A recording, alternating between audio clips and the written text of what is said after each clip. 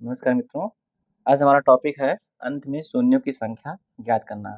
चाहे वह संख्या योग की हो, चाहे गुणनफल की हो या कोई संख्या घात के रूप में दी गई हो, तो हम उसके अंत में कितने शून्य हैं हम कैसे ज्ञात करते हैं। तो चलिए पहले हम देख लें कि योग का नियम क्या है। पहला क्वेश्चन जैसे मान लीजिए हमको दे दिया गया है 10 + 100 + 1000 के योगफल के अंत में शून्यों की संख्या ज्ञात कीजिए। शून्यों की संख्या ज्ञात कीजिए।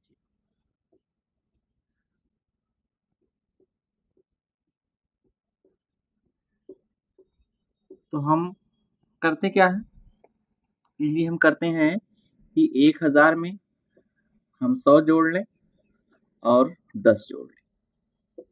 देख लें कितना आता है। 0 आ गया, यहाँ पर 1 आ गया, यहाँ पर 1 आ गया, यहाँ पर 1 आ गया। तो देख रहे हैं इसके योगफल में कि अंत में कितना शून्य मिल रहा है हमको, 1 शून्य मिल रहा है। तो इसको हम ऐसे भी दूसरे तरीके से भी हल कर सकते हैं। सबसे पहले हम देख लें कि जो संख्या, ऐसी कौन सी संख्या है जिसके अंत में सबसे कम शून्य है। जितनी शून्य होंगी उस संख्या के अंत में वही हमारा क्या हो जाएगा, आंसर हो जाएगा। देख रहे हैं यहाँ पर 3 शून्य है, यहाँ पर 2 शून्य है, यहाँ पर 1 शून्य है। इस संख्या के अंत में 1 शून्य है, सबसे कम शून्यों की संख्या इसी में है और वह शून्य की संख्या 1 है, इसलिए इसका आंसर कितना हो जाएगा, 1 हो जाएगा। यानी कि इसके योगफल में शून्यों की संख्या हमारी कितनी हो जाएगी, 1 हो जाएगी। आइए गुणा के रूप में देखें कि हम गुणा के रूप में कैसे संख्याओं के अंत में शून्यों की संख्या ज्ञात कर सकते हैं। चलिए सबसे पहले हम देख लें, एक बेसिक रूल समझें कि 2 × 5 इसका मान हमारा कितना होता है, 10 होता है। तो सबसे पहले हम क्या करें, जैसे मान लीजिए हमको दे दिया गया क्वेश्चन 25 × 100 के गुणनफल के अंत में कुल कितने शून्य होंगे, कुल कितने शून्य होंगे। तो इसके लिए हम क्या करें, हम देख लें कि 2 × 5 हमको हमेशा 1 शून्य देता है। तो हम दोनों के गुणनफल में देख लें कि हमारे कितने 2 आ रहे हैं और कितने 5 आ रहे हैं पहले। उसके बाद फिर हम 2 और 5 का जोड़ा बनाएंगे। जितने जोड़े हमारे बनेंगे उतने ही हमारे इस गुणनफल के अंत में शून्यों की संख्या होगी। जैसे ये देखिए यहाँ पर हम देखिए 25 × 100 को हम लिख क्या सकते हैं, 25 को 5 × 5 लिखेंगे और 100 हमारा दिया गया है 50 × 2, यानी कि 2 × 5 × 5। ठीक है, तो यहाँ पर हम एक कॉम्बिनेशन बनाएं। 5 की घात हम यहाँ कितना लिख सकते हैं, 4 लिख सकते हैं, 1 2 3 4, और यहाँ पर देख रहे हैं 2 की घात 2 लिख सकते हैं। ठीक है, तो यहाँ पर हम 2 की मिनिमम घात कितनी है, 2 है, और यहाँ 5 की घात कितनी है, 4 है। जिसकी घात 2 और 5 में जिसकी घात सबसे कम होगी वही उतना उसके गुणनफल के अंत में शून्यों की संख्या होगी। तो यहाँ देख रहे हैं 2 की घात 2 मिल रहा है, इसलिए इनके गुणनफल में के अंत में जो शून्यों की संख्या होगी वह कितनी हो जाएगी, 2 हो जाएगी। शून्यों की संख्या हमारी कितनी हो जाएगी, 2 हो जाएगी। आइए और भी क्वेश्चन देखते हैं, इस तरह के क्वेश्चन। अगला एग्जाम्पल देखते हैं, थोड़ा सा बड़ा एग्जाम्पल लेके चलेंगे, आपको ज्यादा समझ में आएगा। जैसे सपोज कर लीजिए दे दिया गया है 10 × 15 × 20 × 30 × 25 इतना दे दिया गया है और कहा गया है कि गुणनफल के अंत में कितने शून्य होंगे, कितने शून्य होंगे, ये हमसे पूछा गया है। तो सबसे पहले हम क्या करें, हम इनका गुणनखंड निकाल लें और 2 और 5 की संख्या हम काउंट कर लें। देख रहे हैं 10 × 15 × 20 × 30 × 25 10 को हम लिख सकते हैं 2 गुणे 5, 15 को लिख सकते हैं 3 गुणे 5, 20 को लिख सकते हैं 2 गुणे 2 गुणे 5, और 30 को हम कितना लिख सकते हैं 2 गुणे 5 गुणे 3, और 25 को हम लिख सकते हैं 5 गुणे 5। देख लें हमारे कितने दो हैं, 2, एक 2 यहाँ हुआ, 1 2 3 4, 2 की घात 4 लिख लिए, गुणे 5 देख लें, 1 2 3 4 5 6, 6 हो गया। फिर देख लें, हमको 3 से कोई मतलब है नहीं, 3 लिखें या ना लिखें, लेकिन काउंट कर ले रहे हैं यहाँ पर। 3 की घात कितना हो जाएगा 1 और 2, 3 की घात 2 हो गया। तो हमको अभी इसके पहले हमने क्या बताया कि 2 और 5 की घात देखेंगे, और जिसकी घात न्यूनतम होगी उतने ही हमारे इनके गुणनफल के अंत में शून्यों की संख्या होगी। तो यहाँ पर देख रहे हैं 2 की घात हमारी कितनी मिल रही है, 4 मिल रही है। तो यानी कि इनके गुणनफल के अंत में कुल कितने शून्य हो जाएंगे, 4 शून्य हो जाएंगे। आंसर हमारा कितना हो जाएगा, 4 हो जाएगा। आइए अगला क्वेश्चन देखते हैं। पहले क्वेश्चन को हम कैसे सॉल्व करेंगे, अगला एग्जाम्पल लेके हम समझते हैं। जैसे मान लीजिए कोई एक संख्या दी गई है, 1 गुणे 3 गुणे 5 गुणे 7, इस तरह से दे दिया गया है, गुणे 99 के गुणनफल के अंत में शून्यों की संख्या, शून्यों की संख्या ज्ञात कीजिए, ऐसा क्वेश्चन दिया गया है। और ऑप्शन हमको दे दिया गया है 1 24 15 और 0 दे दिया गया है, ये हमारे ऑप्शन है। तो हम देख लें पहले इनकी गुणनफल में हमारे कितने 2 मिल रहे हैं और कितने 5 मिल रहे हैं। तो 5 तो मिलेंगे, 1 गुणे 3 गुणे 5 गुणे 7 गुणे 99, ये देख रहे हैं ये सारी हमारी क्या है, विषम संख्या है। 5 तो मिलेगा, लेकिन यहाँ इनके गुणनफल में कोई 2 नहीं मिलेगा, इसलिए इनके गुणनफल के अंत में हमारे शून्यों की संख्या कितनी हो जाएगी, शून्य हो जाएगी, कि एक भी शून्य इनके गुणनफल में नहीं होगा, यानी कि हमारा आंसर कितना हो जाएगा, शून्य हो जाएगा। चलिए आइए और भी एग्जाम्पल लेके हम और तरह तरह के जो क्वेश्चन पूछे जाते हैं उस पर विचार करें। अगला हमारा क्वेश्चन है, सपोज कर लीजिए दे दिया गया क्वेश्चन 5 गुणे 10 गुणे 15 गुणे 20, इस तरह से गुणे 500 दे दिया गया है कि गुणनफल के अंत में, गुणनफल के अंत में शून्यों की संख्या ज्ञात कीजिए।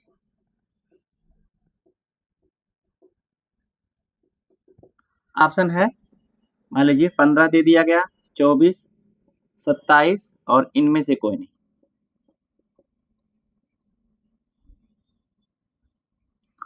तो सबसे पहले हम क्या करें, इसके गुणनफल में देख लें कि 2 की संख्या हमारी कितनी मिलेगी और 5 की संख्या कितनी मिलेगी। 5 गुणे 10 गुणे 15 गुणे 20, इस तरह से हमारा है 500 तक। तो इसमें हम 5 अगर कॉमन ले लेते हैं और देख रहे हैं यहाँ 500 तक, यानी कि 100 बार 5 मिलेगा, तो 5 की घात 100 कॉमन ले लें, यहाँ मिलेगा हमारा 1 गुणे 2 गुणे 3 गुणे 4, इस तरह से हमारा मिल जाएगा कितना, गुणे 100 मिल जाएगा। और इसको लिख सकते हैं 5 की घात 100, और गुणे हम इस पूरे को लिख सकते हैं फैक्टोरियल 100। तो अगर हम देख लें कि फैक्टोरियल 100 में अधिकतम हमारे कितने 5 होंगे, ठीक है, उसको चेक कर लें। तो अधिकतम 5 फैक्टोरियल 100 के में अधिकतम 5 की संख्या, इसके लिए हम देखते हैं हम कैसे निकालते हैं। इसके लिए हम निकालने के लिए क्या करते हैं, ये हमारा जो फैक्टोरियल के अंदर में संख्या होती है उसमें 5 से भाग करते हैं, और यहाँ पर हम भागफल लिखते हैं। तो 100 में 5 से भाग करेंगे, भागफल हमारा कितना आ जाएगा, 20 आ जाएगा।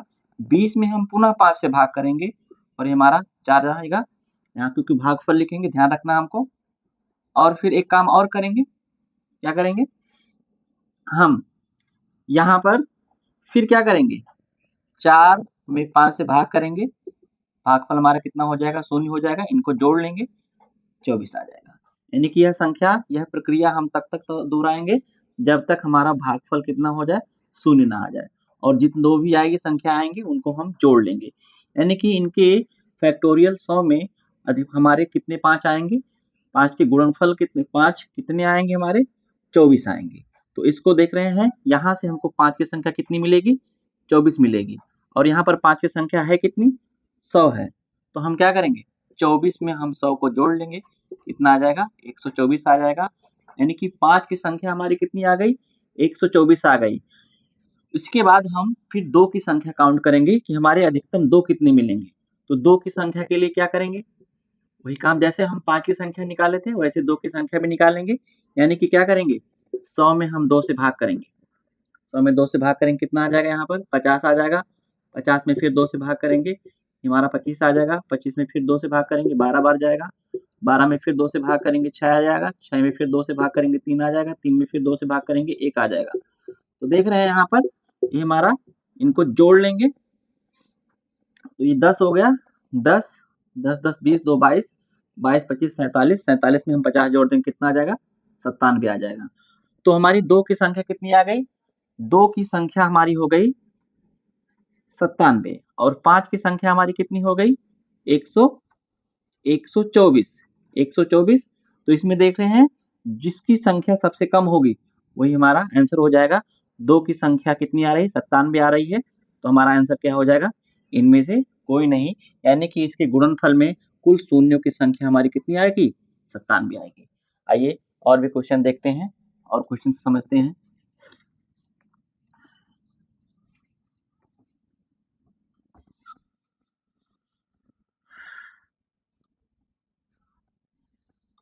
जैसे हमसे कह दिया जाए कि फैक्टोरियल 129 के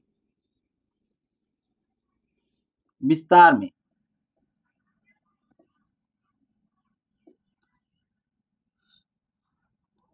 शून्यों की संख्या, शून्यों की संख्या। तो हम क्या करेंगे, फैक्टोरियल 129 में हम देख लें कितनी 5 है और कितने 2 हैं। ठीक है, तो 2 की संख्या इसमें ज्यादा आएगी, तो 2 की संख्या ना निकाल करके हमें चेक कर लें इसके गुणनफल में कितने 5 आएंगे, हमें चेक कर लें, वही हमारी संख्या हो जाएगी।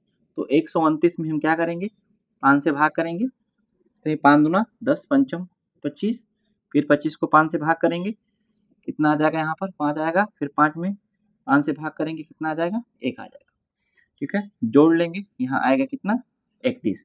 तो यानी कि 100 फैक्टोरियल 129 के अंत में जो शून्यों की संख्या होगी वह कितनी हो जाएगी, 31 हो जाएगी। आंसर हमारा कितना हो गया, 31 हो गया। ठीक है, आइए और भी क्वेश्चन को देखते हैं, हम और क्वेश्चन कैसे सॉल्व करेंगे। अच्छा, सपोज कर लीजिए अगर फैक्टोरियल की घात फैक्टोरियल में दिया गया हो, तब हम क्या करेंगे। जैसे कह दिया जाए फैक्टोरियल 7 की घात फैक्टोरियल 5 के अंत में शून्यों की संख्या ज्ञात कीजिए।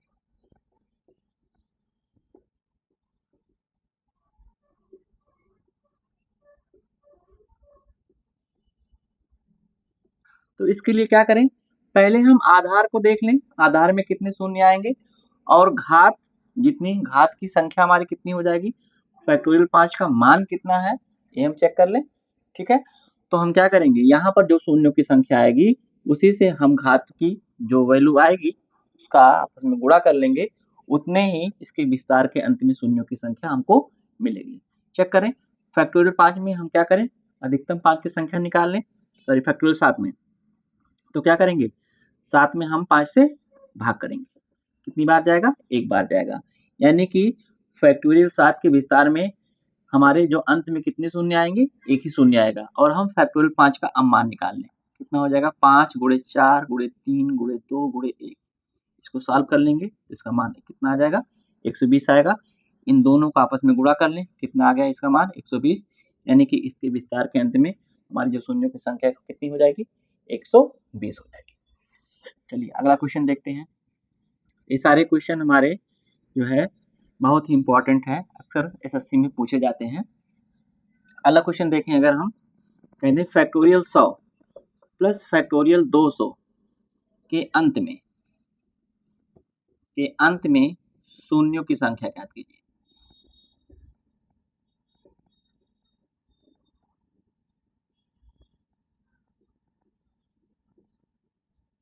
चलिए देखिए इस क्वेश्चन को हम कैसे सॉल्व करेंगे।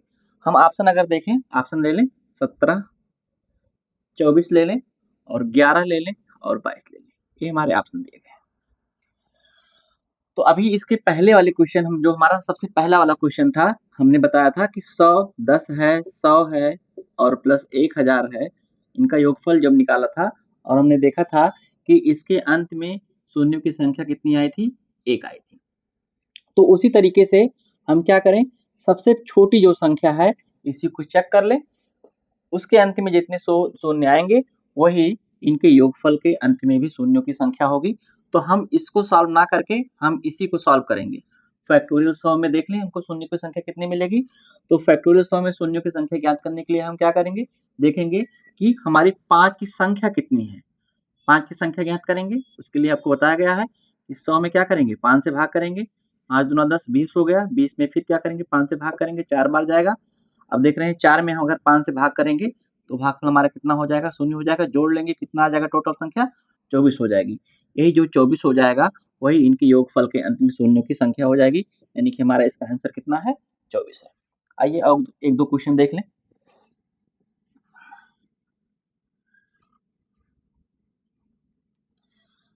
अगला क्वेश्चन हम देख लें,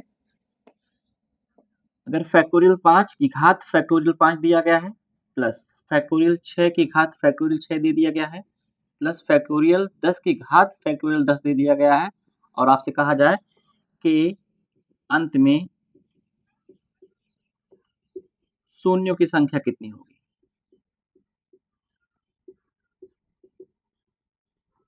फिर इसके लिए भी हम वही काम करेंगे, क्या करेंगे, जो सबसे छोटी संख्या होगी उसी को चेक करेंगे। इसके अंत में हमारे कुल कितने शून्य आएंगे, जितने इसके अंत में शून्य आएंगे वही इनके योगफल के अंत में भी शून्यों की संख्या होगी। यानी कि हमको इसको सॉल्व नहीं करना है, हमको सिर्फ क्या करना है, फैक्टोरियल 5 की घात फैक्टोरियल 5 को ही सॉल्व करना है। चेक कर लें, फैक्टोरियल 5 में हमारे कुल कितने 5 आएंगे। इसके लिए हम क्या करेंगे, 5 में 5 से भाग करेंगे, एक बार जाएगा, यानी फैक्टोरियल 5 के अंत में कुल कितने 5 आएंगे, एक 5 आएगा। यानी कि इसके अंत में शून्यों की संख्या भी हमारी कितनी हो जाएगी, 1 हो जाएगी। और फैक्टोरियल 5 का मान निकाल लेंगे, 120 होता है, इन दोनों का गुणा कर लेंगे, कितना आ जाएगा, 120। यानी कि इसके गुणनफल, इसके योगफल के अंत में कुल कितने शून्य हो जाएंगे, 120। आंसर हमारा कितना हो गया, 120 हो गया। चलिए और भी क्वेश्चन को चेक कर लें। सपोज कर लीजिए कि अगर गुणा के रूप में फैक्टोरियल की संख्याएं जो हैं वो एक गुणे के रूप में दी गई हैं, तब हम क्या करेंगे, शून्यों की संख्या कैसे निकालेंगे। जैसे कह दिया जाए कि फैक्टोरियल 7 की घात फैक्टोरियल 6 गुणे फैक्टोरियल 10 की घात फैक्टोरियल 5 के गुणनफल के अंत में शून्यों की संख्या क्या थी।